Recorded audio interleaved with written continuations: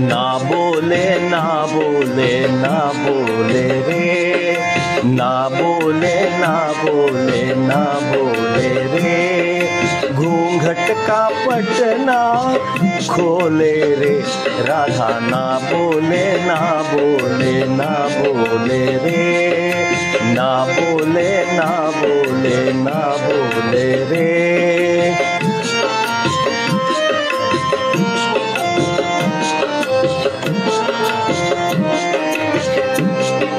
राधा की लाज भरी अखियों के डोरे, राधा की लाज भरी अखियों के डोरे, देखोगे कैसे अब गोकुल के छोरे, देखोगे कैसे अब गोकुल के छोरे, देखो मोहन का मनवा डोले रे, राधा ना बोले ना बोले ना बोले रे, ना बोले ना बोले ना बोले। नमस्कार मित्रो, आत्ता जे आपण गाणं ऐकलं ते 1955 मध्ये एक चित्रपट आलेला होता हिंदीमध्ये, आझाद नावाचा, आणि त्याच्यामध्ये हे गाणं लता मंगेशकर यांनी गायलेलं होतं. अतिशय सुंदर गाणं, श्री रामचंद्र यांचं संगीत. ना बोले ना बोले ना बोले रे, राधा ना बोले रे. अशी काही काही गाणी असतात की एखाद्या शुद्ध रागावर ते आधारित असतात, आणि मग रागाची ओळख ज्यावेळेला आपल्याला करायची असते किंवा रागाची ओळख सांगायची असते त्यावेळेला ते गाणं सांगितले की तो राग आपोआप नजरेसमोर येतो. असंच एक गाणं आहे, आणि हे आहे बागेशीर रागामध्ये. आज मी एक नवीन शृंखला चालू करतोय. त्या शृंखलेचं नाव आहे राग रंग. त्याच्यामध्ये माझा असा प्रयत्न आहे की एखादा राग घ्यायचा आणि त्याच्यावर आधारित अशी काही गाणी, मराठी गाणी असतील, हिंदी चित्रपट गीतं असतील किंवा मराठी भावगीतं असतील, अशी घ्यायची आणि त्या गाण्यामध्ये तो राग कसा दिसतो हे सांगण्याचा प्रयत्न मी करणार आहे. आजच्या याच्यामध्ये मी बागेशीर रागाची निवड केलेली आहे, आणि त्या रागाची ओळख सांगण्यासाठी म्हणून हे तुम्हाला सुरुवातीला गाणं मी म्हणून दाखवलं. बागेशीर राग हा काफी थाटातील राग आहे, आणि ग आणि नी हे दोन स्वर त्याचे कोमल आहेत, आणि परत ग आणि नी कोमल असणारे अजूनही कितीतरी राग आहेत. भीमपलासी आहे, अजूनही बरेच राग आहेत, पण मग ते सगळेच काफी थाटात येतात का, त्याचं विवेचन मी आता करणार आहे. आणि आज मी निवडलेली 4 अभंग आहेत निवडलेले. त्याच्यामध्ये ह्या 4 अभंगामध्ये हा राग बागेशीर राग आपल्याला कसा दिसतो हे दाखवण्याचा मी तुम्हाला पेटीवर समोरासमोर प्रात्यक्षिक दाखवून तुम्हाला समजावून देणार आहे. मला असं वाटतं की यामुळे तुमच्या ज्ञानात भर पडेल, आणि ज्यांना रागदारी गायनाचा अभ्यास आहे त्यांना ठीक आहे, त्यांना हे कळेलच, परंतु ज्यांचा जुजबी अभ्यास आहे, ज्यांना थोडीशी तोंडओळख आहे, अशा लोकांच्या ज्ञानामध्ये भर व्हावी, त्यांना माहिती व्हावी, यासाठी हा माझा प्रयत्न आहे. तर बघूया आपण आता या रागाची आज आपण ओळख करून घेऊया.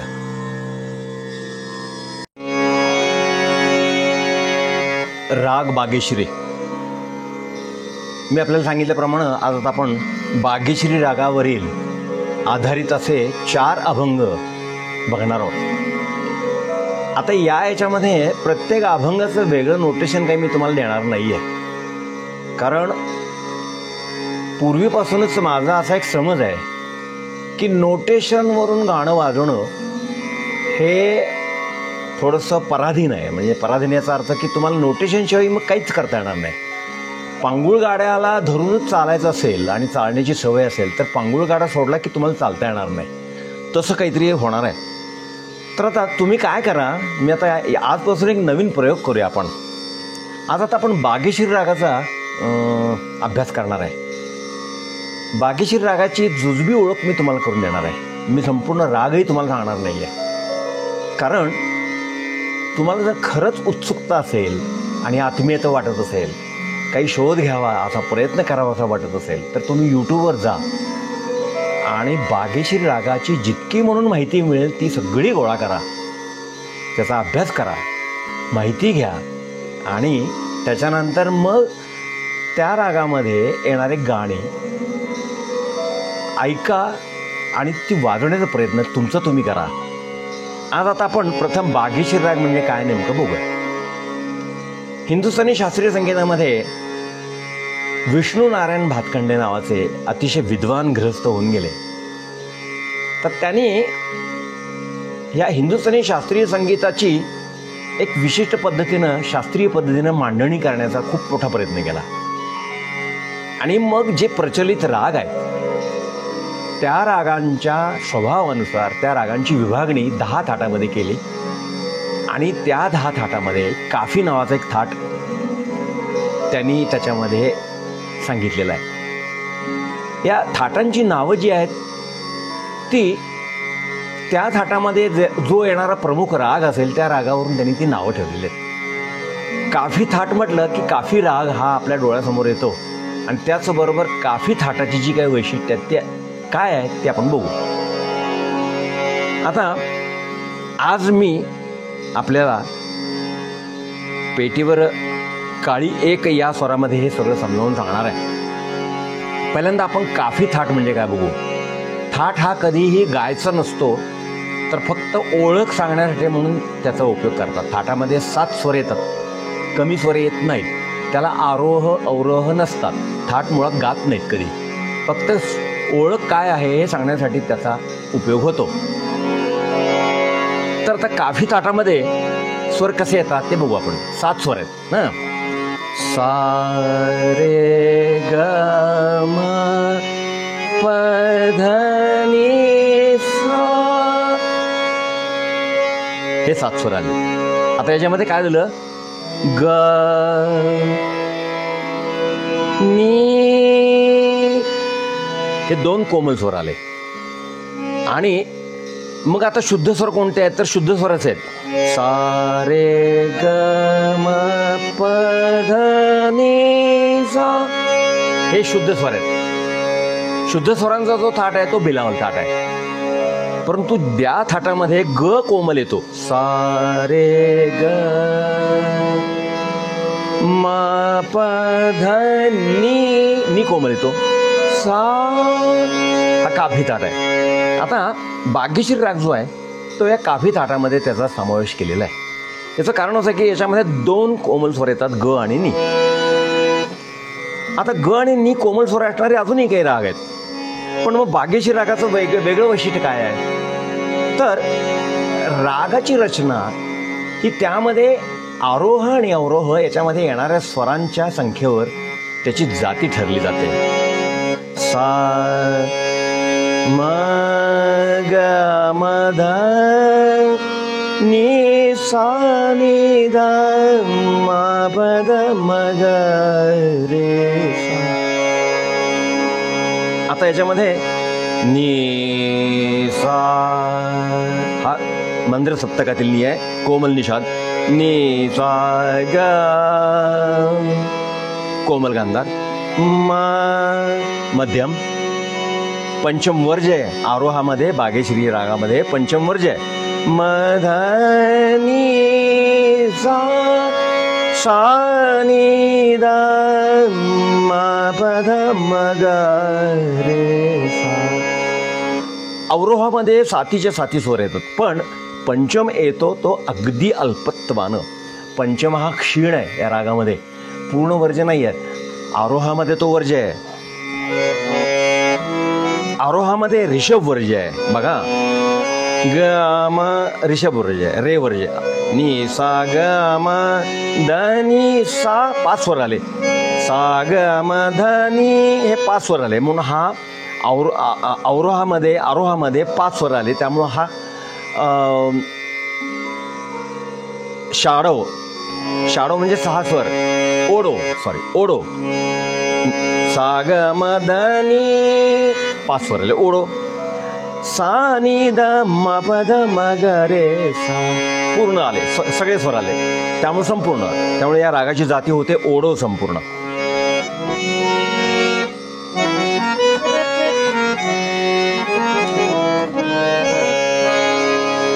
मी सांगितल्याप्रमाणे या रागामध्ये आरोहामध्ये ऋषभ वर्ज आहे आणि आरोहामध्ये पंचम वर्ज आहे पूर्ण. पंचम हा फक्त अवरोहामध्ये खाली उतरताना तो अल्पत्वानं घेतला जातो. आणि तो सुद्धा कसा घेतला जातो? सा नि ध म, ध आणि म वर यायचं आणि म वरून पंचमावर किंचित जाऊन त्याला स्पर्श करून परत यायचं. सा नि ध म प ग म ग रे सा. आता याच्यामध्ये आज जो पहिला अभंग आहे तो संत ज्ञानेश्वर महाराजांचा अभंग आहे. मुळातच तो अभंग म्हणण्यापेक्षा ती विराणी आहे आणि ते आपल्या सगळ्यांना माहिती आहे. घनु वाजे घुण घुणा, वारा वाजे ऋण झुणा.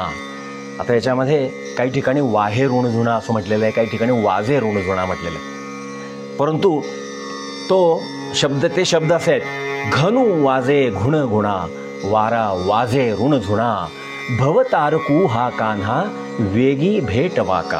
आता याला विराणी का म्हणायचं? तर विराणी म्हणजे विरहिणी. विरहिणी म्हणजे काय की एखादी अशी प्रेमिका असते की तिला तिच्या प्रियकराचा विरह झालेला असतो आणि ती विरहानं व्याकुळ झालेली असते. आता इथं संत ज्ञानेश्वर हे स्वतःला प्रेमिका समजतात आणि त्यांचा प्रियकर आहे तो कान्हा, नंदन, कृष्ण, परमेश्वर, परमात्मा हा त्यांचा प्रियकर आहे.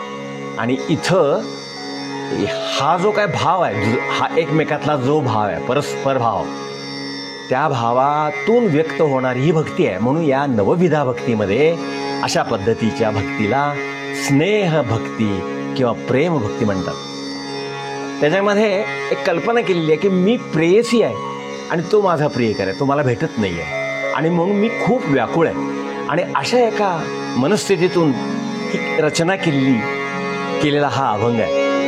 आपण त्याचा पहिल्यांदा ध्रुपद आणि एक अंतरा बघणार आहोत.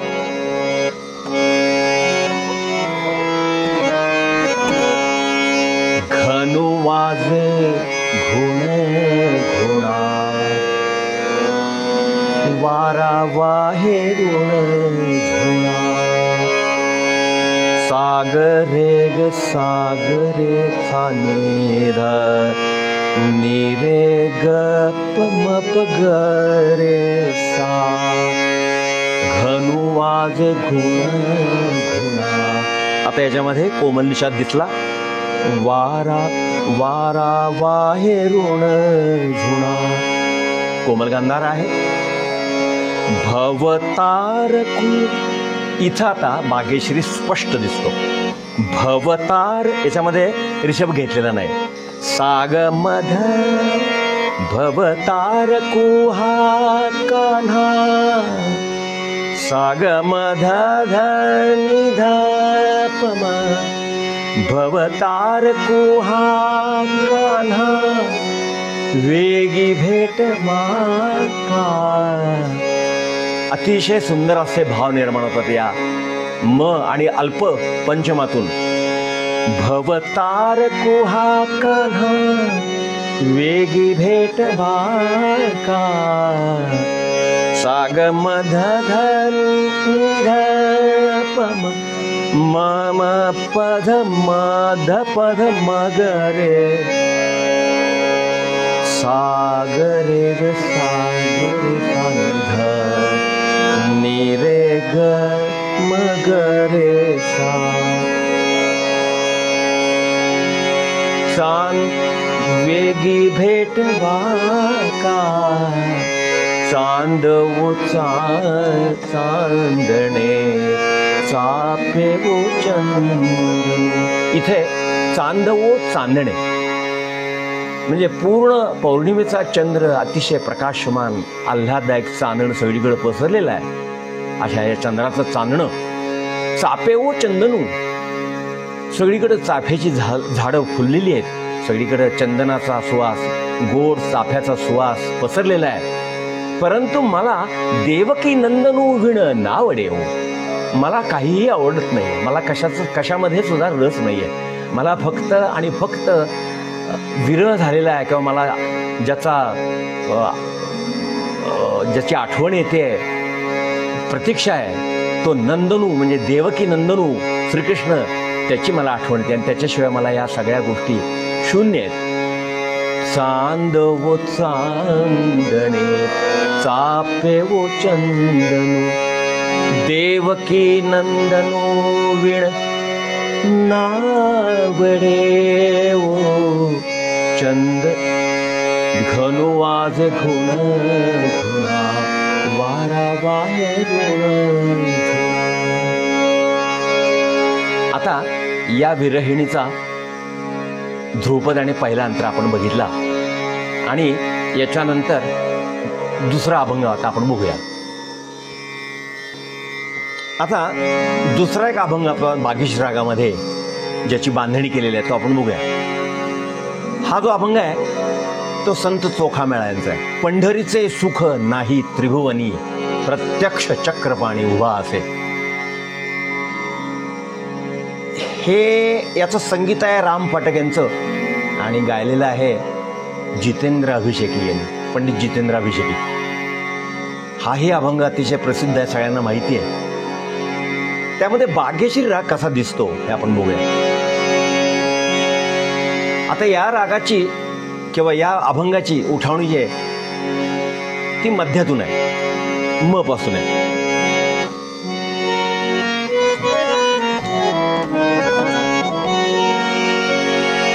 पंढरीचे सुख नाही त्रिभुवनी पंढरीचे सुख नाही त्रिभुवनी मधनी सानिध पमग रे सा रे रे सानी सा गमध मधनी सानिध मधनी सानिध पमग रे सा रे रे सानी सा. पंढरीचे सुख नाही त्रिभुवनी पंढरीचे सुख नाही त्रिभुवनी प्रत्यक्ष चक्रपाणी. आता इथे गांधार कोमल घेण्याच्या ऐवजी तो शुद्ध घेतलेला आहे बघा. त्याच्यामुळे याच्यामध्ये वेगळा गोडवा निर्माण झाला. मुळातच शुद्ध गांधार हा बागीश्री रागामध्ये नाही आहे, परंतु तो विवादी स्वर म्हणून तो घेतलेला आहे आणि त्यामुळे गोडवा कसा वाढलेला बघा. प्रत्यक्ष चक्रपाणी. आता हा जर विवादी शुद्ध गांधार घेतला नसता आणि कोमल गांधारच फक्त घेऊन जर या ओळीची रचना केली असती तर कशी वाटली असती बघा. प्रत्यक्ष चक्रपाणी प्रत्यक्ष चक्रपाणी.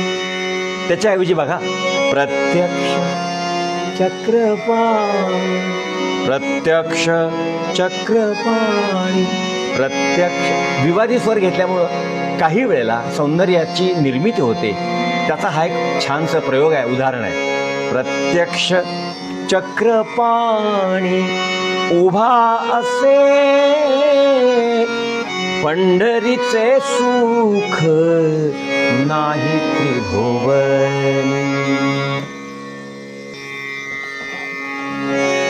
पंढरीचे सुख नाही त्रिभुवनी पंढरीचे सुख नाही त्रिभुवनी प्रत्यक्ष चक्रपाणी. सागग मध पधम पम सागग मध पध पम प्रत्यक्ष चक्रपाणी उभा असे पंढरीचे सुख नाही त्रिभुवनी. याचा अंतरा बघूया. त्रिभुवनी समर्थ ऐसे पै तीर्थ त्रिभुवनी समर्थ. इथं पण शुद्ध गांधार अतिशय छान उपयोग केलेला आहे आणि तो पूर्णपणे केलेला आहे. तो जर केला नसता तर कसं वाटलं असतं बघूया. त्रिभुवनी समर्थ ऐसे पै तीर्थ. अगदीच जर तुम्हाला बागेश्री रागाचे सगळेच्या सगळे नियम फॉलो करायचे असतील तर ते काही वेळेला ते सुद्धा सुगम संगीतामध्ये त्याची स्वरनिर्मिती होईल असं नाही आहे. त्याही त्यापेक्षा वेगळ्या विवादी स्वराच्या रचनेतून सुगम संगीतामध्ये सौंदर्य निर्मिती करण्याचा प्रयत्न असतो. त्रिभुवनी समर्थ, त्रिभुवनी समर्थ, त्रिभुवनी समर्थ, ऐसे पै तीर्थ, ऐसे पै तीर्थ, ऐसे पै तीर्थ. ग म प म प ध म प नि ध प ग म प ध प ध म प नि ध प त्रिभुवनी समर्थ. म ग म ग रे ग म ध प म ऐसे पै तीर्थ. दक्षिणामुखी वाहत. आता इथं पण निषाद जो आहे तो शुद्ध घेतलेला आहे. दक्षिणामुखी वाहत, दक्षिणामुखी वाहत चंद्रभागा, चंद्रभागा, चंद्रभागा. परत बागेश्रीच्या मूळ त्याच्या रचनेवर किंवा मूळ त्याच्या स्वभावावर आपण आलेलं आहे. त्रिभुवनी समर्थ, ऐसे पै तीर्थ, त्रिभुवनी समर्थ, ऐसे पै तीर्थ. दक्षिणमुखी वाहत चंद्रभागा, चंद्रभागा, चंद्रभागा. पंढरीचे सुख नाही त्रिभुवन. आता यानंतर तिसरा अभंग आपण बघूया. आता यानंतरचा जो अभंग आहे तो संत नामदेव महाराजांचा आहे. या अभंगाचं संगीत श्रीनिवासजी खळे यांनी दिलेलं होतं आणि पंडित भीमसेन जोशी यांनी गायलेला अभंग आहे. अतिशय प्रसिद्ध अभंग आहे. पंढरीचा वास चंद्रभागे स्नान आणिक दर्शन विठोबाचे. मगाशी जो आपण बघितला अभंग पंढरीचे सुख नाही त्रिभुवनी, साधारण अशाच चालीवर किंवा स्वरांच्या रचनेया अगदी सिमिलर असणारा हा अभंग आहे. याची स्वररचना आहे ती कशी आहे बघा.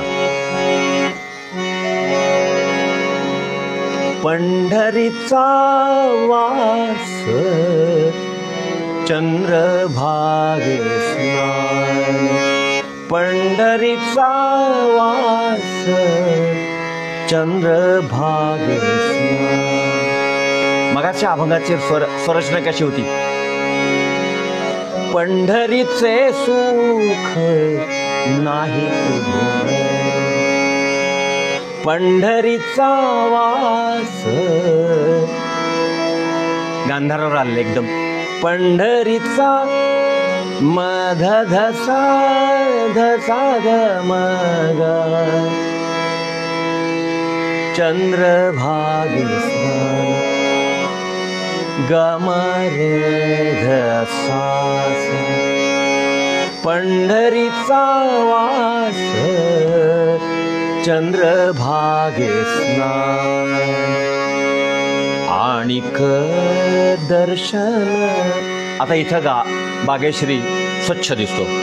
आणिक ध्वनी साम म पद मध पद म आणिक दर्शन मध म प म धचा कण आहे म प आणिक दर्शन विठोबाचे पंढरीचा वास चंद्रभागे स्नान.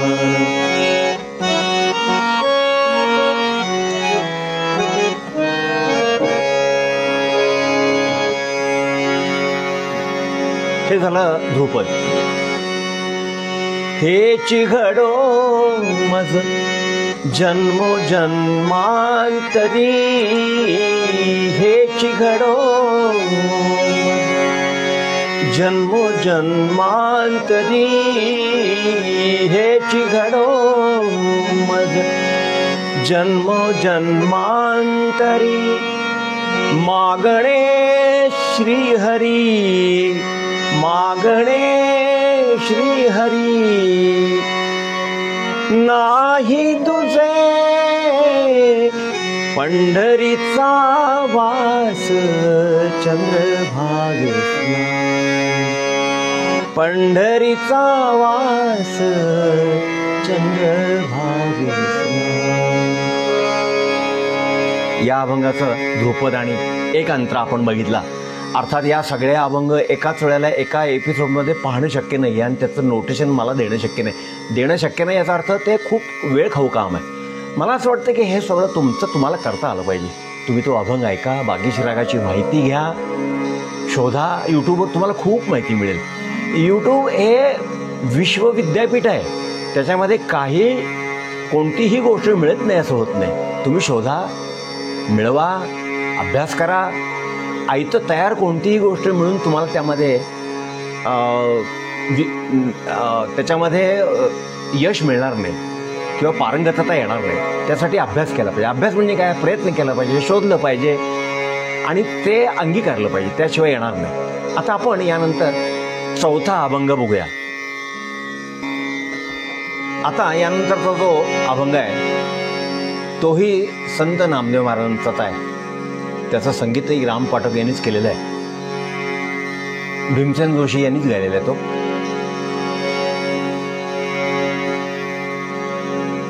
याचे शब्द आहेत, माझा भाव तुझे चरणी, तुझे रूप माझे नयनी. सापडलो एकामेका, जन्मोजन्मी नाही सुटका. माझा भाव तुझे चरणी, तुझे रूप माझे नयनी.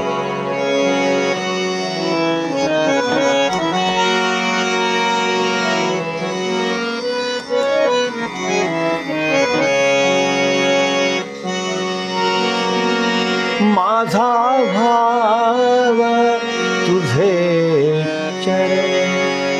दैवतापासून सुरुवात आहे. धनी सानिधम पध निधम मगरे म.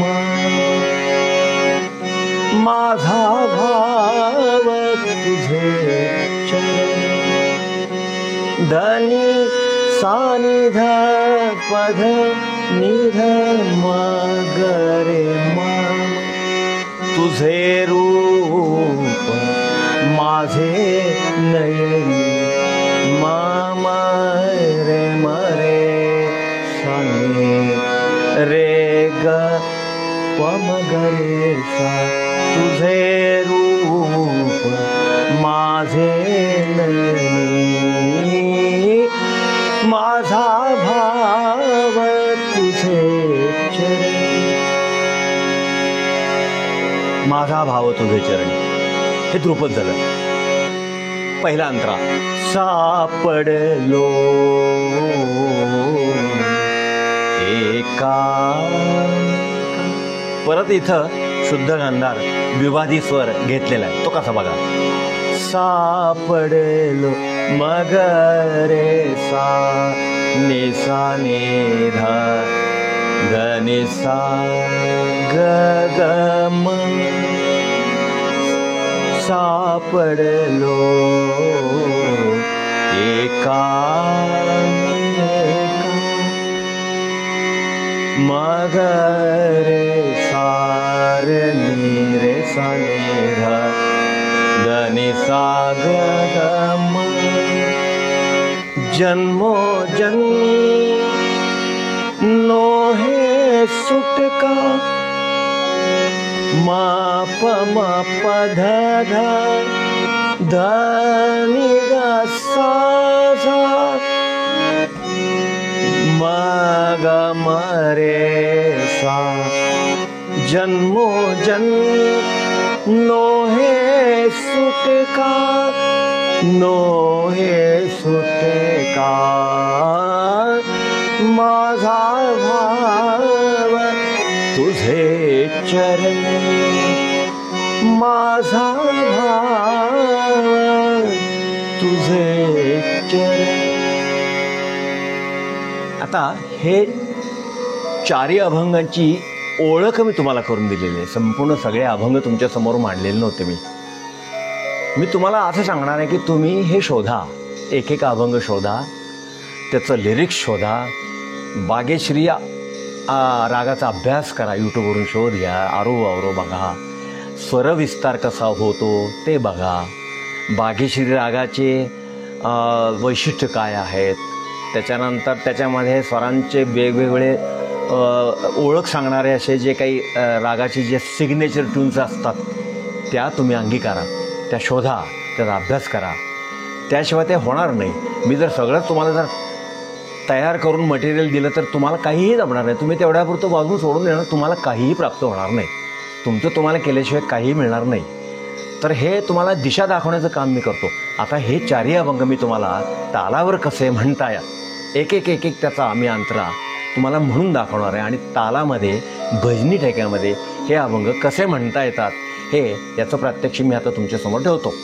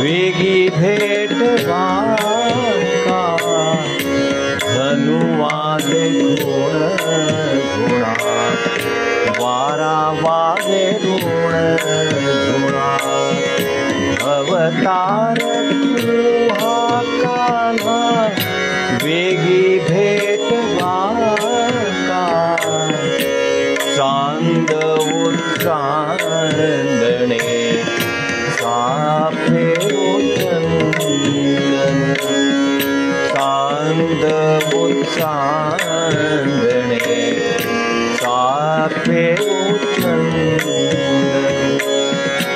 देवकी नंदनो ऋण नावडे धनुवादे गुण गुणा वारा वादे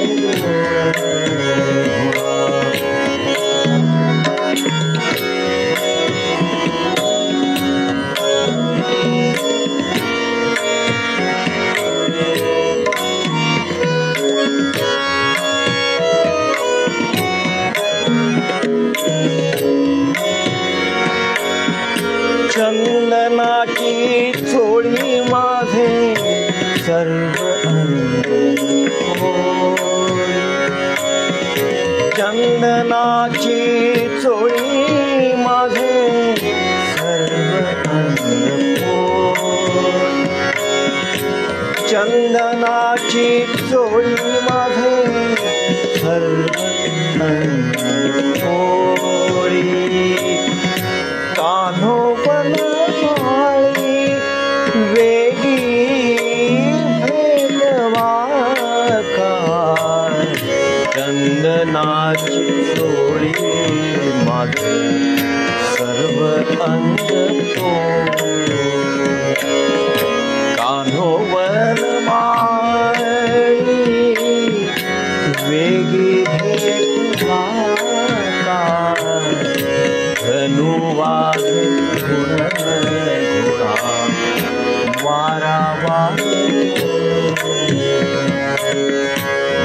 अवतार वेगी भेट गातात धनुवाचे गुण गुणा वारावा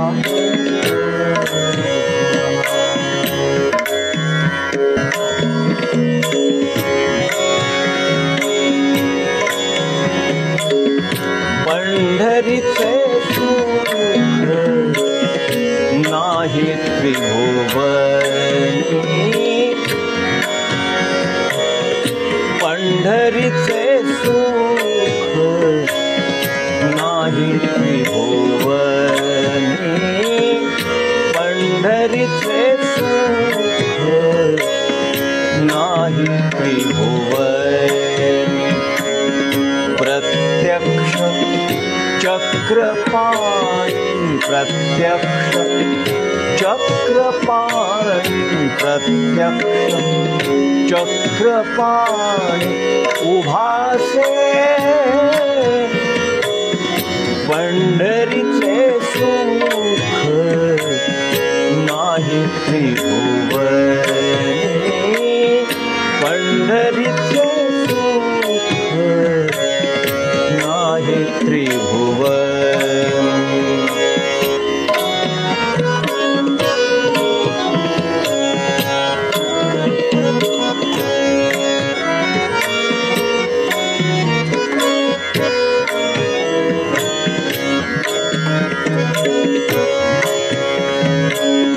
त्रिभुवनी समर्थ ऐसे पै तीर्थ त्रिभुवनी समर्थ ऐसे पै तीर्थ त्रिभुवनी समर्थ ऐसे पै तीर्थ दक्षिणामुखी वाहत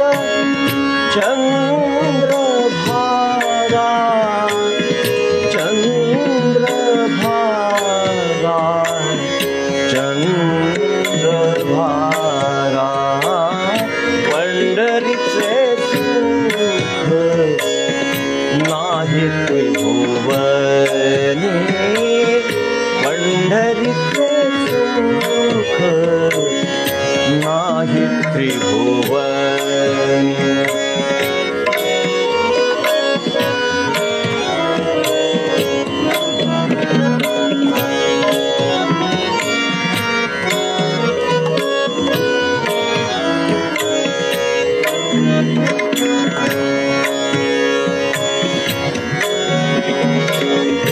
सकळ संतांचा मुकुटमणी देखा सकळ संतांचा मुकुटमणी देखा सकळ संतांचा मुकुटमणी देखा सकळ संतांचा मुकुटमणी देखा पुंडलिका सखा आहे तेथे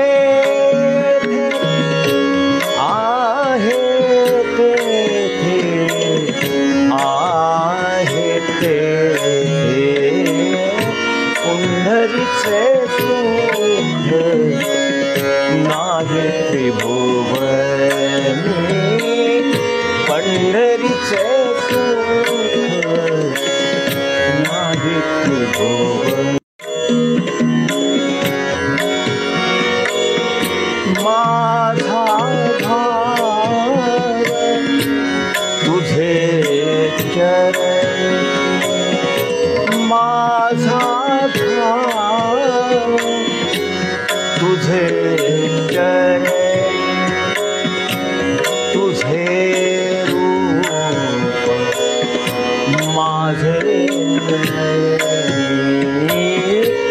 माझा भार तुझे चरणी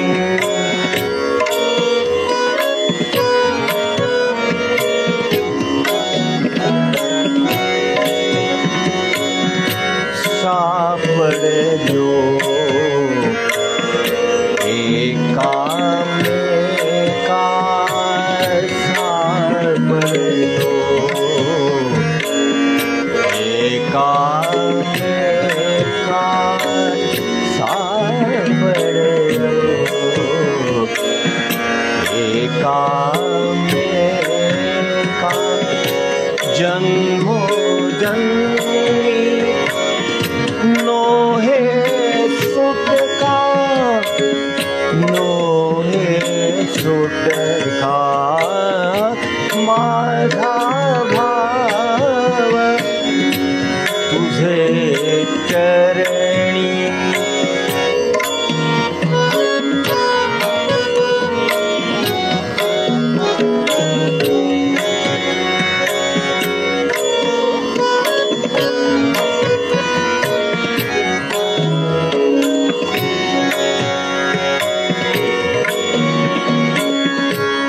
त्वा मोडिली माझी माया त्वा मोडिली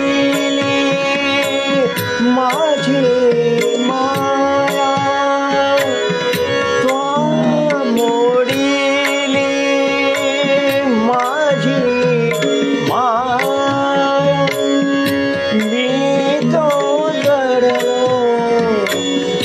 तुझिया पाया मी तो जडलो तुझिया पाया माझा भाव तुझे चरणी माझा भाव तुझे चरणी तुझे रूप माझे माझा भाव तुझे चरण. अशा पद्धतीनं या 4 अभंगाचं आपण विवेचन पाहिलं प्रात्यक्षिकासह. आणि मी काही ते सगळे अभंग आपल्यासमोर म्हणून दाखवले नाही आहेत. तुम्हाला फक्त त्याचा काही अंश मी तुमच्यासमोर सादर केला. तुम्ही तो शोधायचा आहे. बागेशीर राग शोधा, अभ्यास करा आणि त्याच्यावरती या अभंगाचा तुम्ही अभ्यास करा. हार्मोनियम समोर घ्या आणि प्रयत्न करा. एवढंच माझं सांगणं आहे. आणि हा माझा भाग आपल्याला आवडला असेल तर जरूर लाईक करा, शेअर करा आणि भरभरून प्रतिसाद द्या. यानंतर मी पुढचा एक एपिसोड याच राग रंग या शृंखलेमध्ये पुन्हा सादर करण्याचा मी प्रयत्न करतो. तोपर्यंत मी आपला ऋणी आहे. धन्यवाद.